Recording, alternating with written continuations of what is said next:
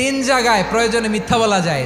এক নাম্বার, আপনার ওয়াইফকে খুশি করার জন্য, সে একটু এরকম না বলে একটু কৌশল করে বললে খুশি হবে, ওটা বলা যায়। দুই নাম্বার, জীবন মরণের ব্যাপার, যান বাঁচানোর জন্য একটু কৌশল করে ঘুরিয়ে বললেন, এটা জায়েজ। তিন নাম্বার, দুইজন ঝগড়া লাগছে তাদেরকে মিলিয়ে দেওয়ার জন্য কৌশল করে একটু মিথ্যা বলা, ঘুরিয়ে বলা যায়। দুইজনের মধ্যে দেখলেন যে সম্পর্ক খারাপ, একজনরে বললেন, ভাই সে তো ওই দিন আপনার ব্যাপারে অনেক প্রশংসা। কি আমার ব্যাপারে প্রশংসা? কি বললো? এই বললো আপনি নাকি এই করছেন ওই করছেন, অনেক প্রশংসা। লোকটার মন খুশি হয়ে যাবে তার ব্যাপারে, ঠিক কিনা? আবার তার সাথে যার ঝগড়া, ওরে যে বলুন, ভাই ওই দিন তো সে আপনার অনেক অ্যাপ্রিসিয়েশন করলো, অনেক, সে তো অবাক, কি রে বলে কি? এই যে দুইজনের ব্যাপারে দুইজনের একটু ভালো ভালো কথা বলে দিচ্ছেন, একদিন দেখবেন রাস্তা দিয়ে হাঁটার সময় একে অপরকে সালাম দিয়ে ফেলছে, সালাম দিয়ে বুকে জড়ায় ধরছে, আছে না নাই?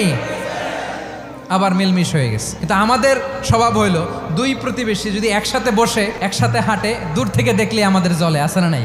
ঘটনা কি? এই দুইটার মধ্যে এত মিল কে? এই দুইটার মধ্যে গিরিঙ্গি লাগানো যায় কিভাবে? আল্লাহর কাছে তওবা করেন, এই মানসিকতার যেন আমরা না হয়, আমরা মিলিয়ে দিব।